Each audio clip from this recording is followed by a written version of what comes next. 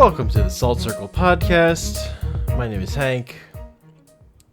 With me today at our last stand, where we will surely fail and die, is Ben. Hank tried to get me to give up doing the podcast after one missed clap. Yeah, that's right. I just asking. I'm calling you out. I'm just asking if you were Okay. You were out. If you gave up. One of those. Do you have the? I need to know if you had the will to continue. Yeah, okay. So you're the type of person to sit down at a Magic the Gathering game and immediately ask if the person wants to concede. No, I would never do that. That's rude. I play my Oko turn 2. And then Then you ask don't if they want to concede. Well, you don't have to ask. It just happens. So, what are we talking about today? We're talking about some old movies. Hopefully I watched the right ones. 4 Akira Kurosawa movies, specifically his samurai movies starring Toshiro Mifune. We're talking Seven Samurai. We're talking Throne of Blood. We're talking The Hidden Fortress. We're talking Yojimbo. Yeah. That's the 4. I will say I have the Wikipedia articles opened, as usual. I can't remember shit for anybody's name at this point. Except for Throne of Blood, but that's for different reasons. You can just say Macbeth. Yeah, Lady Macbeth. That's I got that one down. The Witch. So do you want to talk about these in chronological order or order of? Well, how do you want to start? What do you want to do, Ben? I don't give even you know. the floor. My strongest one was strongest one for talking points. I think is Seven Samurai and Throne of Blood, and the other two a little bit weaker, I think. But Interesting. And so you hadn't watched these movies before, right? Not any of them.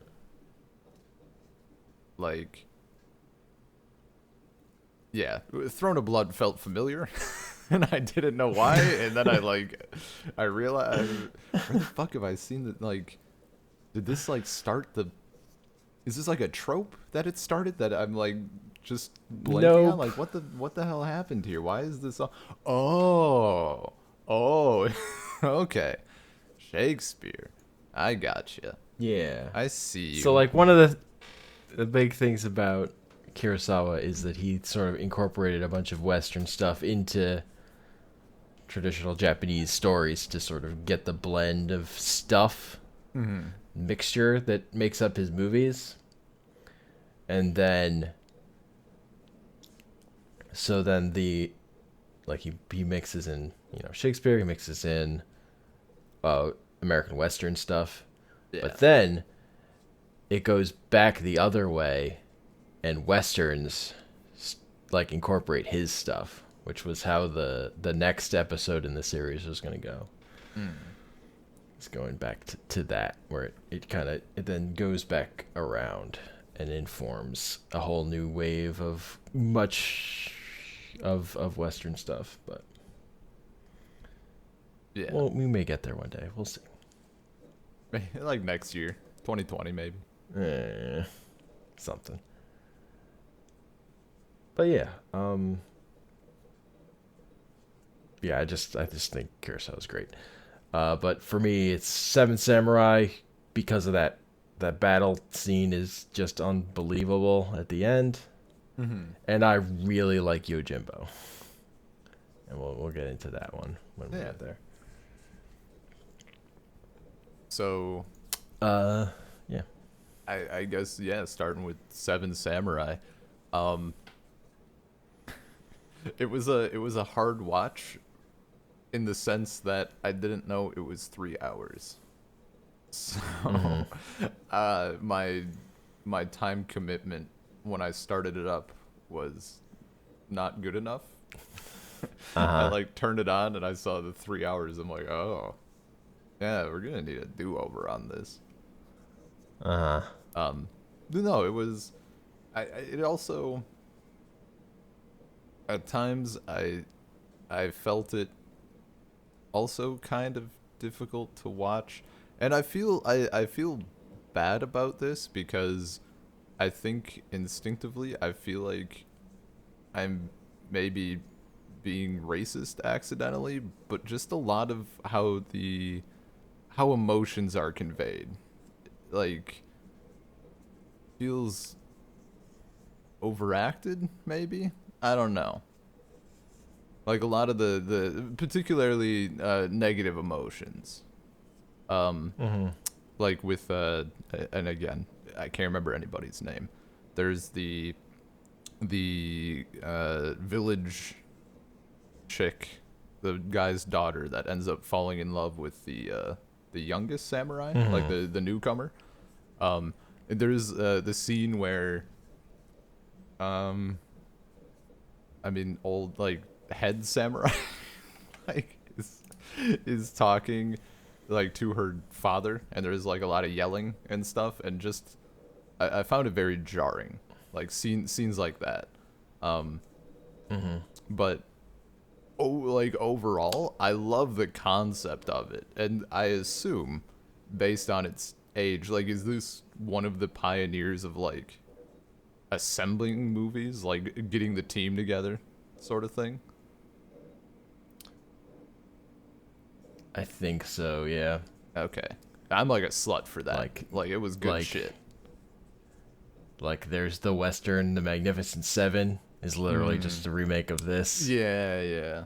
The and then there's like the Dirty Dozen is that same kind of thing. Gotcha. But I don't know if there's a movie that predates this that does that thing, but this is like a quintessential example of that thing, Yes. of the gathering the squad, That's and good. That's then pretty the good. thing happens. And it's yeah, it's so committed to the gathering that like it takes a long time to gather the squad. It's Yeah, it's really a lot of the movie. And then the rest of the movie is just one battle. But that battle is unfucking believable. It's so good. I think There's like just so much happens. yeah. I think what got me is it took so long to assemble the team, and weren't they in like the same town the whole time?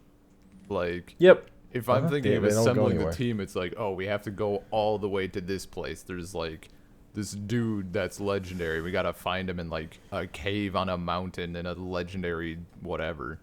Yeah. And this one's Well, because like, they're nah. not. Yeah, they're not Yeah. like out here gathering the best samurai. They're gathering the ones who will work for eating, Yeah. who Yeah. will work for rice.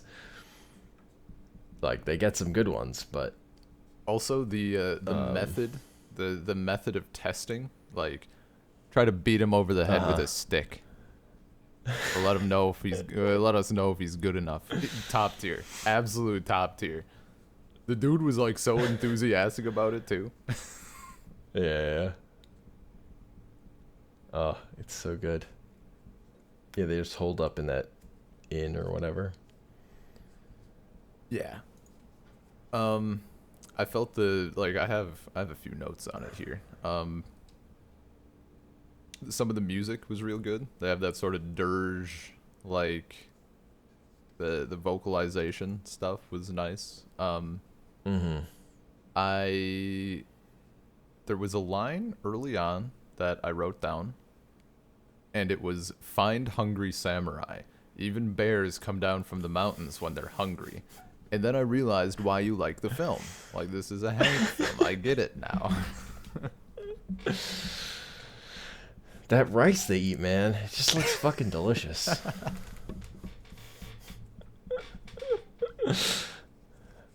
I would join their death fight, You guys got food? maybe. Down. Yeah. Yeah, this one's interesting just because, like, Mifune in it is, like, not the main character, but he's such a standout as, like, the Who's that? his presence. He's the one who's in all these movies, but in Seven Samurai, he's like the guy who's not actually a samurai. He just talks tough. Right, right. He's the one who like had the scroll showing his And then lineage has, like, that he's like three Yeah. years old. Yeah, like the guy who's just a liar, but then Mhm. has like 5 swords. The fight on that rock. Yeah, Just yeah. keeps pulling him out. He's very good. He's just his screen presence in all these movies is so fucking good. He just has such that iconic look. But yeah, for me it's really the Gathering the Squad is like that's just classic good movie stuff. But the fight, the battle, like and the way they have to stage it, it's like they're actually fighting a war. Like with all those people doing all that shit. Yeah. It's like as involved as like an actual battle because they actually have to do all that stuff. It's just just amazing. Not only just to watch it as a movie, but just to think about like them actually doing that, like just making this movie and what they had to do. Yeah. Like it's just so many fucking extras and stuff. People like, all right. It's like, yeah, you probably did have to train all of them to do some of the stuff they do, just all move together or whatever. And like the running, I love the running around, like the reinforcements here, like it has such a good flow because they just do the whole thing, and you just don't see that in battles in movies. I don't know, it's just like pretty rare for something on like this scale to have that like sense of continuity. Yeah. And just how like it yeah, I mean like, pretty much everything you said, but also like I like that they kind of went into detail with plans and like how the samurai were each kind of like the I guess, platoon leaders. I don't know if that's the you know like they're the ones in charge, and that's sort of it's big, but it's also like I guess more of like a I don't know. I relate it to the game King of Dragon Pass because it deals with like warfare in that same sort of way where it's like it's small but it feels fucking huge even though there's only like between 50 and 200 people involved at any time. It's a great vibe. Like it felt very good. Like it was super interesting to watch. Yeah, it's like big enough to feel like a war or a battle, but it's small enough that you know where everything is. You can have like you can keep track of it in your head. You can hold the whatever 8 people who matter or whatever in your brain at once. Yeah. And just with like I mean obviously people die, but the manner in which they die and like the amount of I guess like the amount of riffraff that die it's just much lower, and that feels nice. And I think maybe that's because a lot of the movies I've seen lately with anything like that, it's all gunplay. So it's like, people just get fucking slaughtered. Like we just lost 200 people in that scene. Yeah. It was only 2 seconds. So it was just like you get the idea of how these small villages could have battles and not get completely wiped out. Yeah. Like, and like even and then when people do die, it maybe you feel it a lot more, right? Yeah, totally. Like I don't know. I guess for some reason I'm going to like if there was like a film about World War I or II or something, and like people in the background just getting exploded. Someone somewhere cares about those people, but we don't get to see any of that in this. Yeah. In Seven Samurai, like it's a tight knit village. And then on top of that, like the way it plays out the dynamic of the villagers, the actual like the power they actually have, even though they're like they're like very weak and they profess to weakness. That whole thing of they have all this hidden shit because they've murdered all these samurai that have come Yeah. through their village before, and that now they need samurai to save them, but normally they would just murder any like rogue samurai that crossed their path Yeah. and steal his shit. In that, And like, oh yeah. like the samurai lead them to victory, but the samurai don't win. Like a bunch of them die and they don't really get anything out of it, whereas the villagers get to thrive That's like, at the end. so that is both my and my favorite thing out of this film and my least favorite, because I fucking love it, and even just when you said it now, like I got fucking like goosebumps. Like it's such a dope concept, and it's like, yeah, it's just so somber, and I wanted more of that. Like I wanted more of that tone throughout the film. Like as soon as I got there, I wish there had been more, I guess, build up to that, which maybe if I watch it again, like I can interpret it that way and I'll feel it a bit more. But that whole like the end scene, like that's amazing. Like 10 out of 10. It was fantastic. It's just such a good concept. Yeah, it's a great fucking movie. Yeah. That was... Did I have any other notes on it? Oh, the scene where the dude stole the gun from the enemies. Where he's like, he has the gun and he's like talking to the other guy, like he's part of their group. That's great. Very good. Great stuff. Pretty. Timeless humor.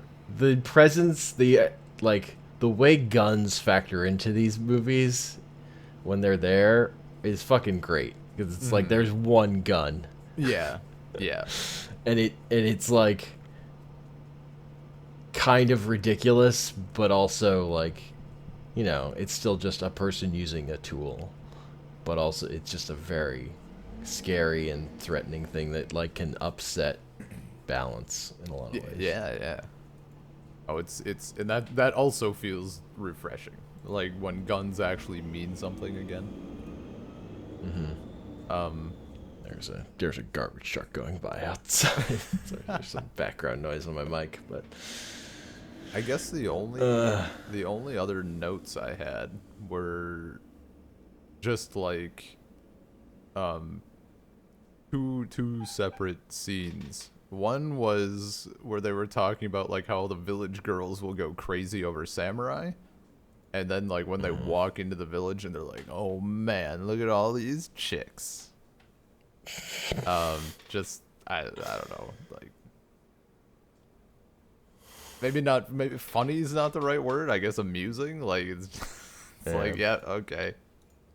And the one who really got with the samurai was the one whose like dad tried to disguise her as a boy. Yeah.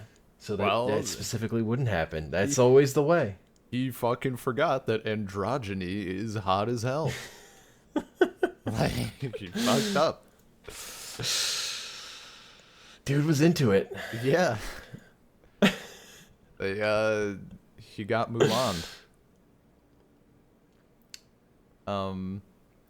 Yeah, then the other one was just very early on. I wrote down, I can't remember the sound anymore, but I said the thief who took the kid in the shed makes the most annoying sounds in the history of the planet. So, I can't remember what that sounds like, but then the next thing I had written, I do recall thinking, and that was, why are there baby noises for what is clearly a 7 to 10-year-old child?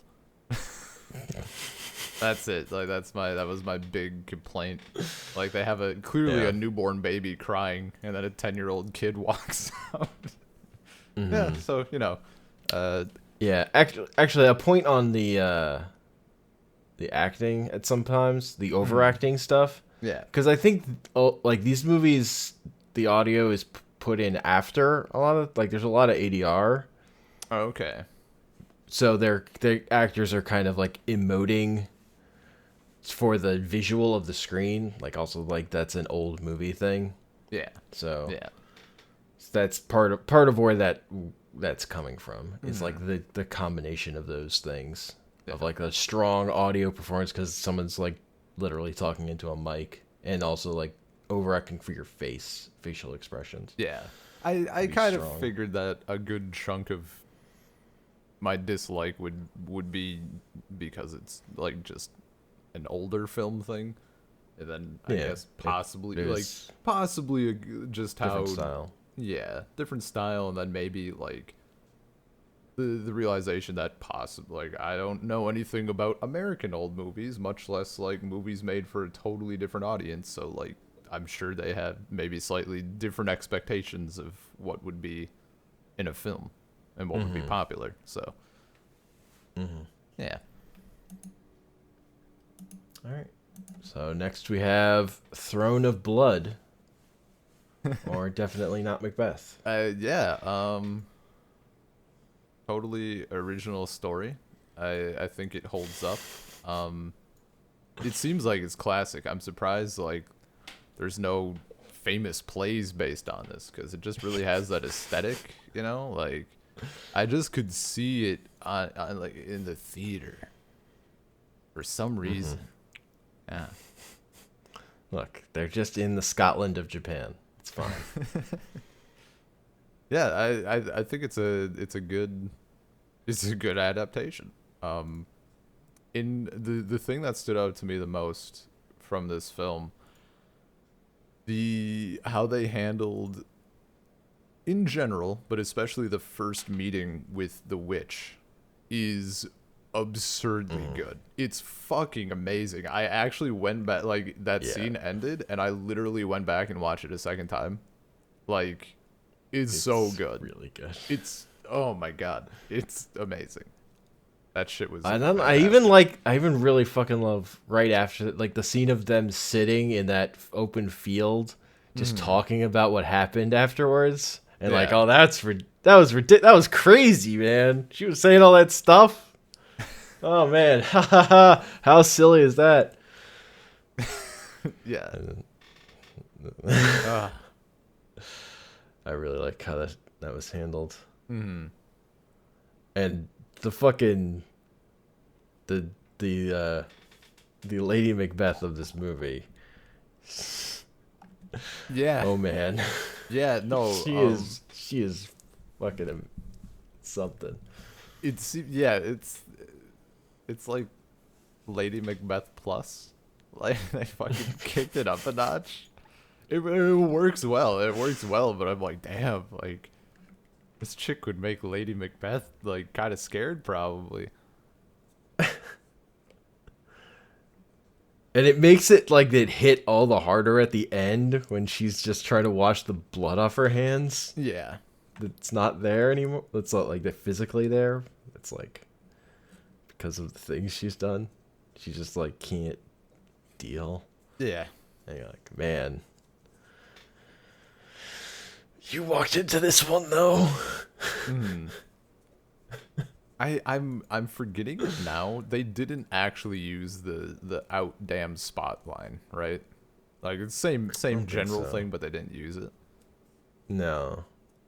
I was like a little tiny bit disappointed. I was kind of hoping they'd keep because you know that's like the line from the play. I think.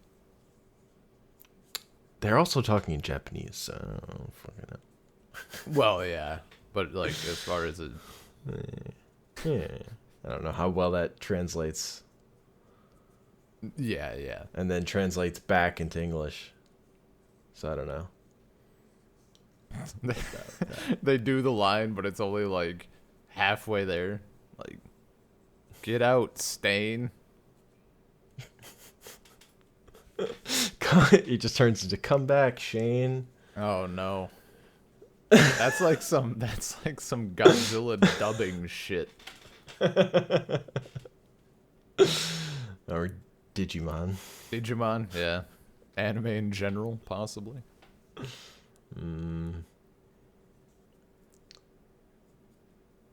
Yeah. Yeah, I don't have that much to say about this one because it's like, yep, that sure is Macbeth. It's like really good, but it doesn't have the grandness of Seven Samurai. Like it doesn't. Mm-hmm.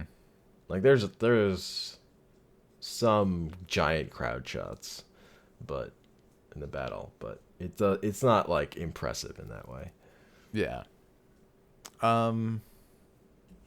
It does have the thing of him. Actually, the thing I love is like where he goes, "Oh, if the forest moves, then we're gonna lose. We're only gonna lose if the forest moves. Ha ha ha! Wouldn't that be silly?" And the forest starts moving, and these men just fucking are like, "Nope, we're out. Yeah. We're done. Quit." Um, And I like that visual of like the fog and the forest. Yeah, Also. yeah. It's pretty good. the ending in particular, like the whole ending stuff where they finally get sick of Mifune him. at the end, fucking with the Yeah. fucking arrow through his neck. Mm-hmm. Yeah, where they all just start firing at him, and that whole thing, and then like the forest moving, like I that was all handled really well. It felt nice. Mm-hmm. Quite good. Next we have the Hidden Fortress. Yeah. I mean, it's also crazy to think that the Hidden Fortress came out literally a year later. Yeah, there's Like 1 year you got Throne of Blood, next year you get the Hidden Fortress. Boom, boom. Mm-hmm. Yeah, Hidden Fortress, which has, the inspiration for R2-D2 and C-3PO. And those two fucking pieces of garbage. Just awful peasant dudes. Who are the worst. Mm-hmm. Yeah, I mean, this is one of my weaker points. This one also seemed like, what's the right, like, it felt familiar, and I feel like, again, it's because it was a very, like, it hits a lot of classic notes, right? Like, they're escorting the princess, and she's, like, pretending not to be the princess and that sort of shit. Like, it did, yeah, actually mentioning C-3PO and R2-D2, it did feel a little bit like Star Wars-y in that sense. Like, yes, no, this is one of the big ones Star Wars drew on for certain things. I hadn't thought about it until now. It makes sense, though. Yeah, man. That's one of the reasons it's on the list of things to watch.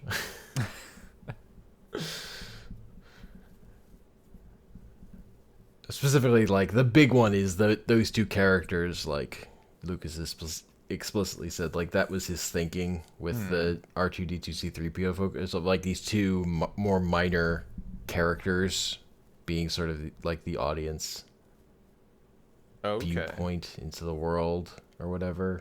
Mm-hmm. It's just R2-D2 and C-3PO are likable. Yeah. And not the worst. Yeah, they start out strong on that shit. Like, they really peasants in these movies are like the worst. They're all garbage. They're all garbage. So just like real life, then. Exactly.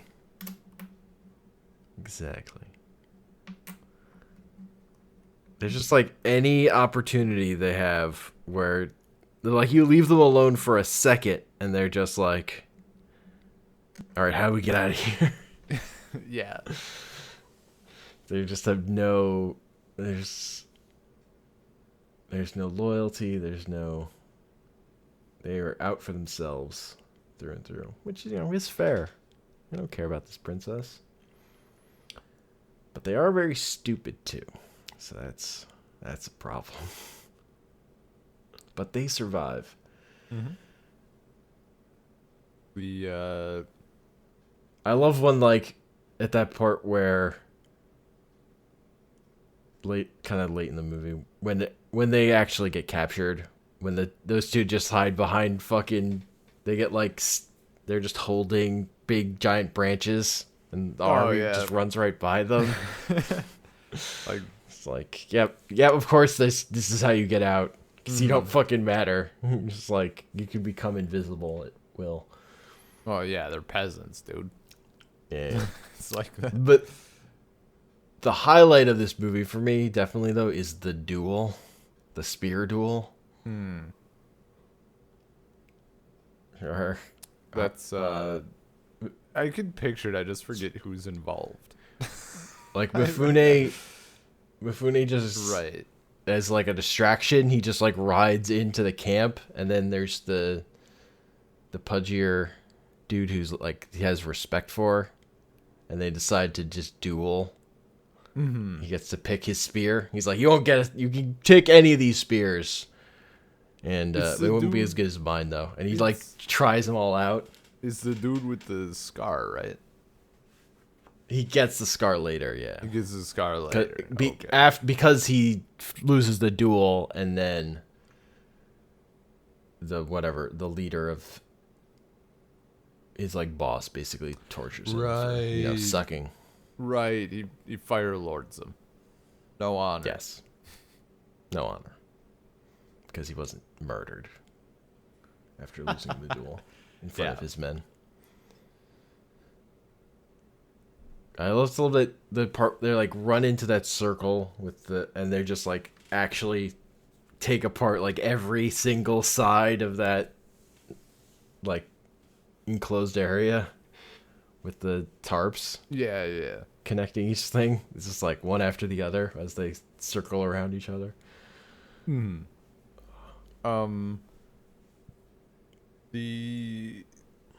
of the things I liked was that they have like that general, I don't think it comes up a ton, but like that gold lust. Like, oh, we're gonna take this. Like just it's like sprinkled throughout. Yeah, man. It's a good trope. Like that they keep. I like it because they're not successful. Like that I like that they keep having to try now and again. Like they get to the hidden fortress and he just has them digging this hole for the gold, even though he knows what's in the lake. Yeah. It's like they just need to keep these assholes busy. And like the way he leverages the gold to just keep them sort of around and in line. And just like, yeah, sure, leave, but I get all the rest of this gold. Like, no, can't have that. You bastard. But then, like, as soon as he's gone, they're ready to take off again. They're like, they have terrible ADHD. They really need to get that checked out. They cannot stay on task. They cannot, like, they have no sense of the bigger picture. It's literally one moment to the next. They're like a fish. Every moment is new. Yeah. But then at the end, right? You get that single gold piece.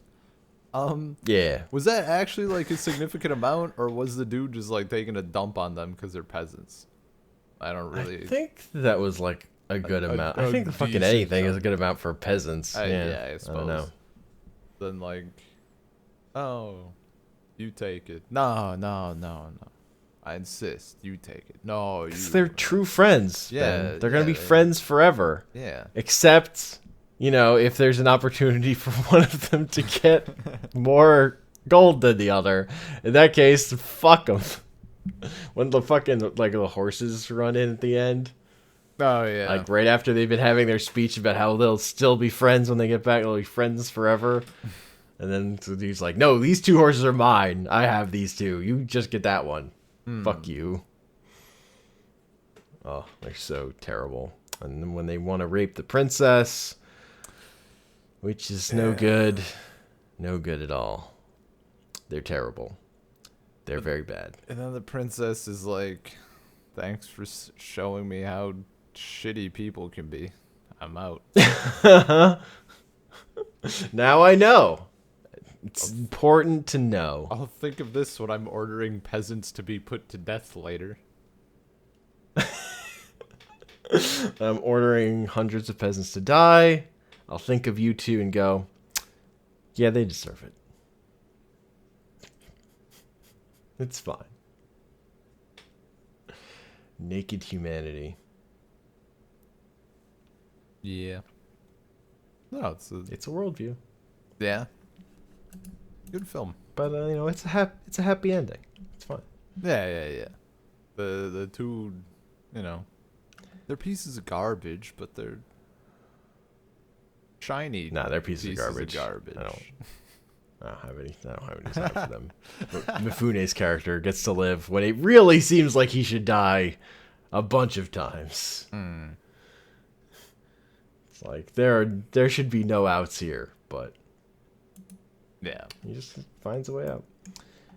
And then that brings our last movie, which came out 3 years later, which is Yojimbo. Yeah. Which also the Western equivalent is The Man with No Name. It's literally just a remake of this movie, the Clint Eastwood Western. And what I love about this movie is that in this, Mifune's character is like, he's great in this movie for the same reason Heath Ledger's Joker is a great character, where he's just here to make things happen and make the stuff more interesting. Like, he's not really a good guy. He's more an agent of, like, plot happening. He's just here to, like, make stuff happen and probably kill everyone. Yeah. That's how this is gonna end. But like, it was a fantastic. Like, I'm just gonna play every side of this. yeah, it's like again, though it inspires like the anti-hero Western stuff. It's like coming off of this, just because this character is so, and this character is such a good example of just like, he's our hero, but he's not like a good guy. Yeah. Like, he's like, at his heart, he helps people, and it kind of fucks him. But, he does that begrudgingly. He's not happy about it. I love the scene where he's like, after he's freed the girl and like murdered everyone and reunited that family, and then he goes back inside to like make more of a mess, and he comes back out and they're still there, and he's so mad. He's like, no, you shouldn't be, you have to leave. Stop thanking me. Fuck you. You're gonna get me killed. There was... Go away. Never come back. Yeah. There was one part of this, it's like a little showdown where someone has taken a kid hostage or something. Right? It's somebody's kid, yeah. I'll admit, I got to that scene and I was I watched it through, and I like paused, and I just had clearly missed something. Like, I was so fucking confused. I had to take her back a while and go through again. I think I just ultimately I missed whose kid it was, and I was like, what? Where did this come from? I just, yeah. It's a kid in trouble, Ben. You can't just let them murder a child. I mean, what if the kid's an asshole? Okay, assume the kid's not an asshole. Sounds like a bad approach to kids, honestly. It's a fine approach to a kid in a movie who you don't know who they are. They're probably just cute or whatever. No. Or even if they're an asshole, you're like, come on, responsible adults. I mean, also, that one guy had a gun, so he's clearly bad. Usagi. Yeah. I love the thing of like, he just always has the gun out from the middle of his shirt. Yep. Yeah, it's been a He never very... puts it through the sleeve. He's just always in the middle. It's got center mass. Oh, the thing I liked about this film most is just the kind of playing both sides, but specifically like just how he goes about it, like the back and forth, He's and like yeah. Until it goes bad, until he gets the shit kicked at him, he's having so much fun. I yeah, love when like the two gangs are like gonna kill each other, and he's up on the tower just fucking cackling yeah, and just before how the inspector comes and breaks it up. like it comes about sometimes. Like he's playing one side until something starts to like not necessarily go wrong, but he's like something happens. And he's like, oh, time to mosey on over to this side, and then like rinse and repeat. Or he's bit. like, yeah, something happens on this side that he's just like, ugh, you're gross. I don't like you. Yeah, yeah, he just fucking dips like immediately. It's so good. And like his plan the entire time is to kill all of them. It's just like what's the path that's gonna get him there? How's this gonna go? Yeah, it's like a puzzle of death. Yeah. Except, you know, part of that puzzle is he gets the shit kicked out of him and they fuck up in killing him. Yeah. And also, I just like when like this movie is great at showing, yeah, there are all these people with swords. Just having a sword, not that useful. Like, normal dudes with swords, they suck. Mm-hmm. They're fucking worthless. They just get murdered so easily. He just like slashes through people. I'm sorry, So I just noticed something on the Wikipedia page. All right. After Kurosawa scolded Mifune for arriving late to the set one morning, he then made it a point to be ready on set at 6 a.m. every day in full makeup and costume for the rest of the film's shooting schedule. Nice. How that's unbelievable. Oh, that's such a distance to go to be an ass. Oh my god. You gotta make up for it, man. I mean, they'd already made multiple great movies together. Yeah. So it's like, you know what? You're right. I should be more respectful to this process. Oh, I took it as him being a smartass. I mean, both. Little from column A, little from column B. So, you said, was Yojimbo your favorite of these four? Which was Seven Samurai has the most impressive movie thing, which is that fight. The main character of Yojimbo is easily like probably my favorite individual thing. So It's hard. It's like it's kind of just mood, which one I would say I like more. Mm-hmm. But like that's my favorite. It's kind of one of my favorite kinds of characters in movies. Is like the person who's just here to incite chaos and make everything more interesting just by being there. Yeah. He just happens to be the main character in this case. Hmm. So, with these, but yeah, going into this, I would have said Seven Samurai. I'll also say like this rewatch of Yojimbo, I was just like really into it. Also, okay, gotcha. I was about to be like, for a second, I thought you meant like you'd never seen Yojimbo before, and you're like, fuck it. Now or never for the podcast. Mm-hmm.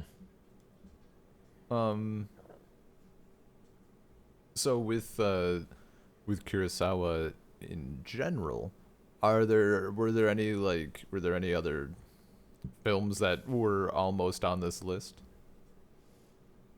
Or was it like a very clear this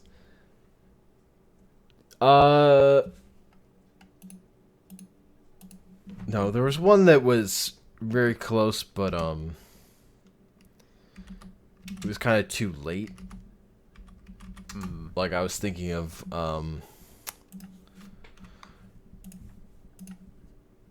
Ronin. And then there's, so I was thinking of Ronin, which is, or what movie was I thinking of? Basically, there was a movie he made in like but I don't think he made it to like the 80s. That's like in color. Ooh. Also, one of my favorite Akira Kurosawa related things is he wrote a script that is for a movie he didn't, or it was based on a script he wrote that he didn't direct. But it's an American movie. The Runaway Train, where like these convicts get onto this train that's just out of control. It's starring John Voight. It's really good. I just love that movie. A good, great train movie. And then there's like a bunch of great Kurosawa movies that aren't the samurai movies. So those weren't what I was... Ron was what I was thinking of. Okay. That's from 85. Gotcha. That one's based on King Lear. Oh. Oh. I mean, Yeah. It sounds like we should maybe come back to it at some point then. Yeah. I'm about that life. And then Akira. They're like, there's Akira, there's Rashomon, as far as like other really great Kurosawa movies. But like he made a lot of movies and he's just really fucking good. Always. I mean, that's the thing, right? Yeah. But these are like the big samurai movies. Those in Rashomon.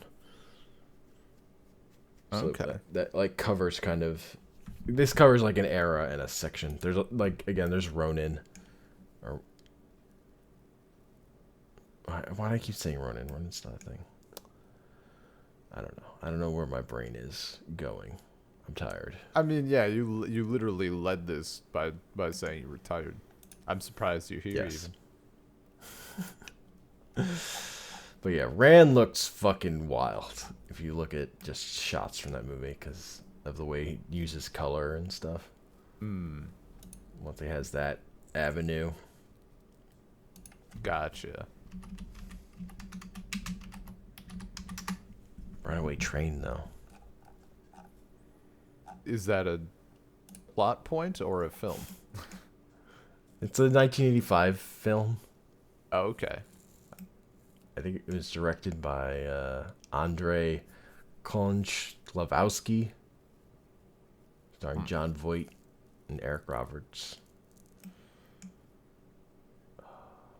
It was based on a screenplay by Kurosawa, but then it was rewritten by some other people. Gotcha. Yeah, this Yeah. I mean, I think overall, like, yeah, it was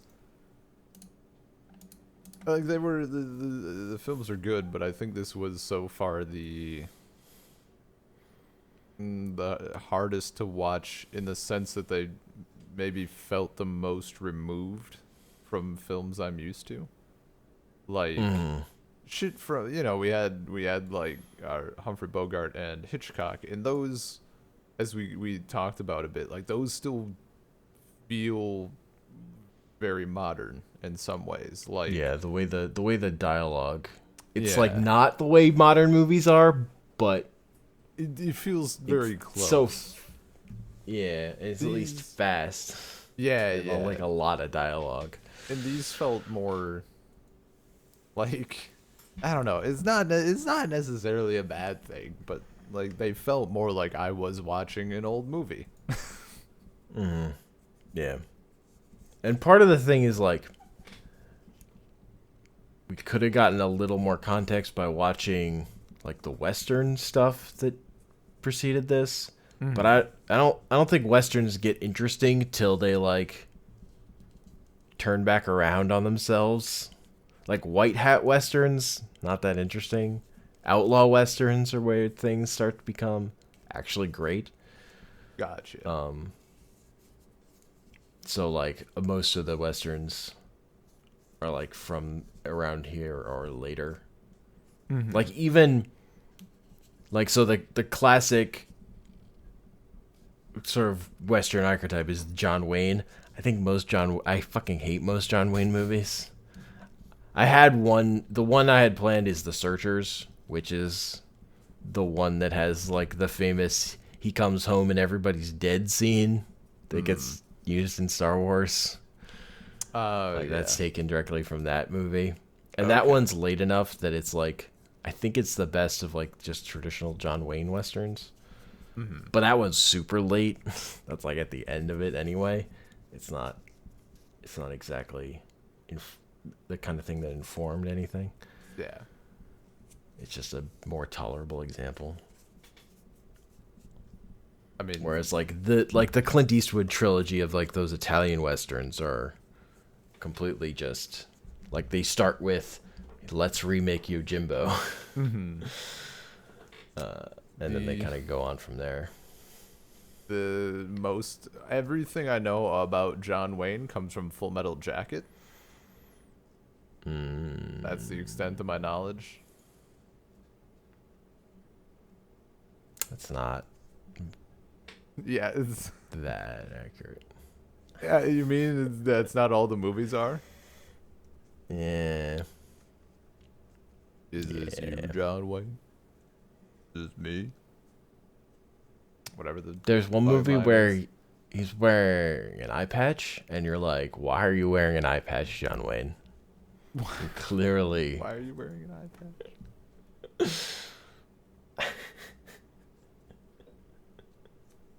That's great. True Grit, which the Coen brothers remade and Okay. actually made into a good movie, as opposed to the original True Grit, which I find unwatchable. Because you're just like, John Wayne, why are you wearing an eye patch? That's Why you do you know have what? an eye patch on your face? I fucking remember when it must have been a remake. Yeah, I remember seeing commercials for that. It's actually I worth think it's watching. based on a book. The Coen Brothers one is for sure. The Coen Brothers one is great. That's a good movie. The newer one. Yeah. Yeah. Nice. The girl in it is unbelievably good. I don't know anything. What year did that come out? True Grit. Like I want to say 2008. 2010. Oh, I was close. Years blending together. You know how it is. Mm-hmm. It's all the same. I mean, I couldn't remember. I mean, I saw that movie the year it came out. I don't remember what year it was. Mm-hmm.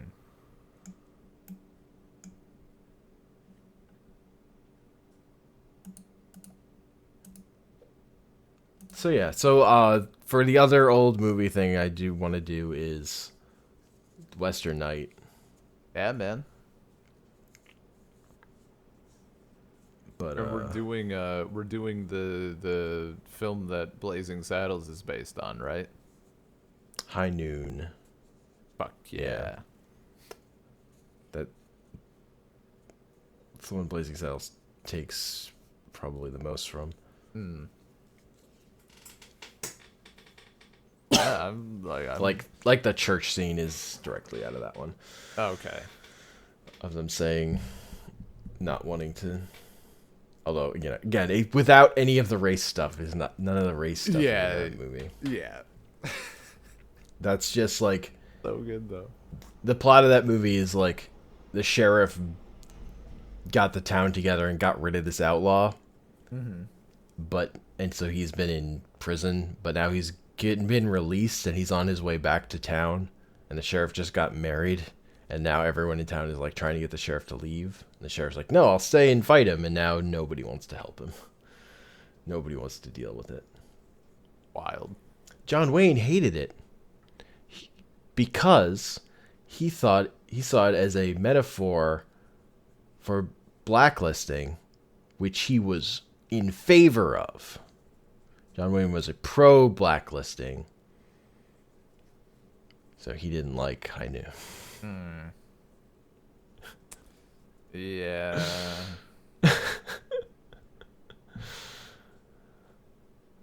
So the movie Rio Bravo is John Wayne's answer to High Noon. So, theoretically. Gotcha. That's the thing that happened. And then there's High Noon 2. That was a made-for-TV movie. It's called High Noon 2.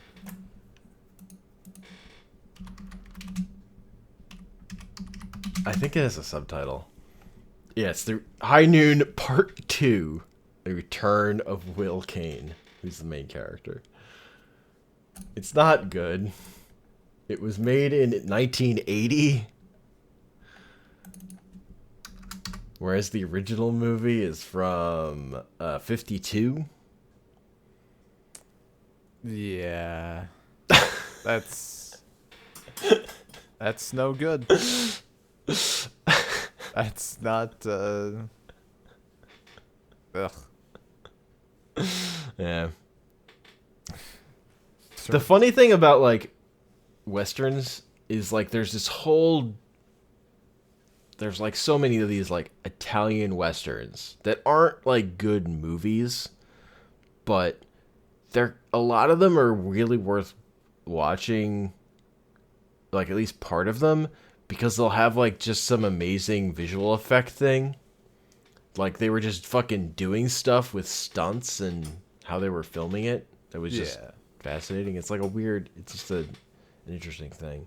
Mm-hmm. Like there's this movie fucking like Sundance Cassidy and Butch the Kid. It's like they just auto combine those two names and swap them. And it's like a terrible movie, but there's this amazing soap fight in it where the floor is lined with soap. Oh my god. Me and my friends watched it just because the name was funny. so stupid. And it wasn't a good movie, but the soap fight scene was unbelievable. Soap fight is pretty fucking good.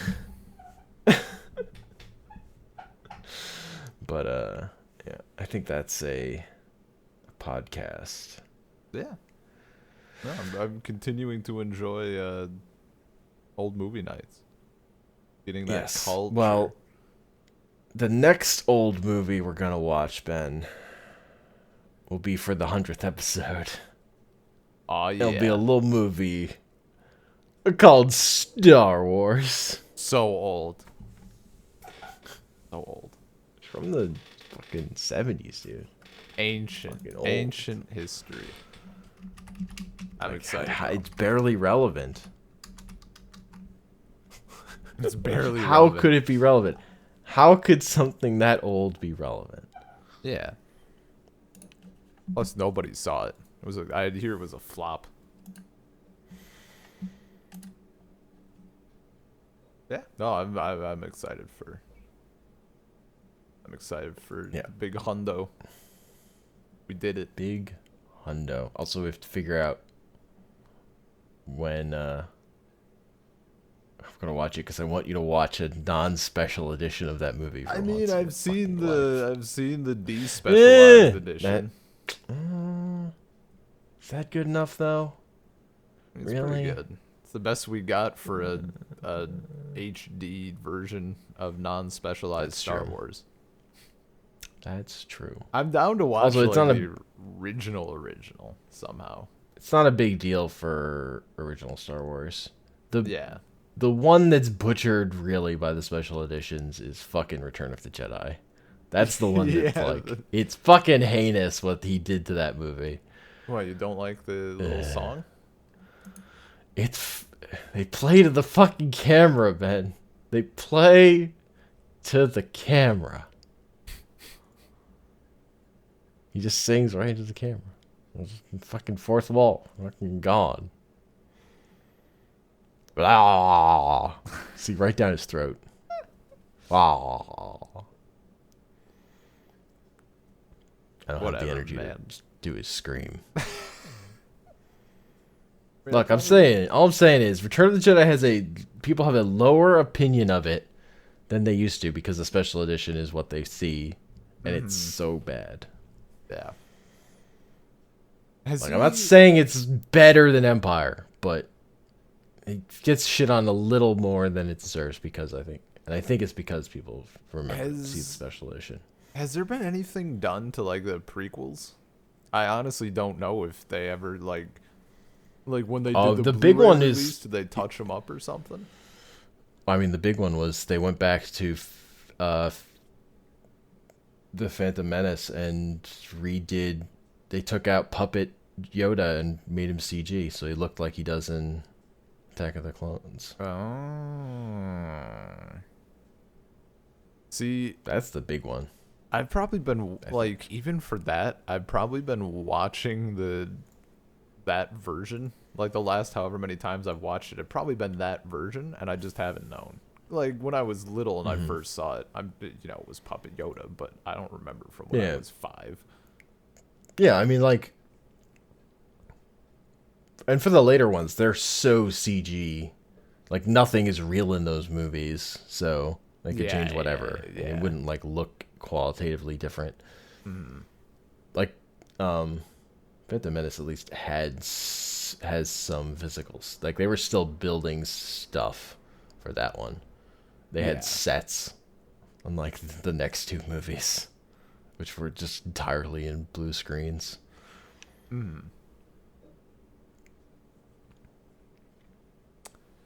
Yeah. But yeah, cut this ramble. So there are places you can find this podcast. Salt Circle Podcast, Google Podcast, Stitcher, iTunes, Spotify. We're hosted at anchor.fm/saltcircle. You can email us, saltcirclepodcast@gmail.com. Find us on Twitter at saltcirclepod, I think. I'm on Twitter at Comic Panels. Ben is somewhere. I'm probably on Twitter at bean_LP. Who knows? Who knows, man? My brain is done. I got 2 hours of sleep. Oh God, why are you here? Get out. We're out. We're done. Go. Get to I bed. worked, Everybody. and then I saw 2 movies. Yo, The Lighthouse, fucking hilarious. William Dafoe gets so mad when he finds out Robert Pattinson didn't like his food cooking. Oh my God. He curses him with a Poseidon speech. I mean, it's fucking amazing. I was dying. I was literally dying. Nobody else in the theater really was laughing, but I was dying. Oh my God. Hell yeah. All right. Yeah, Peace. Get to bed.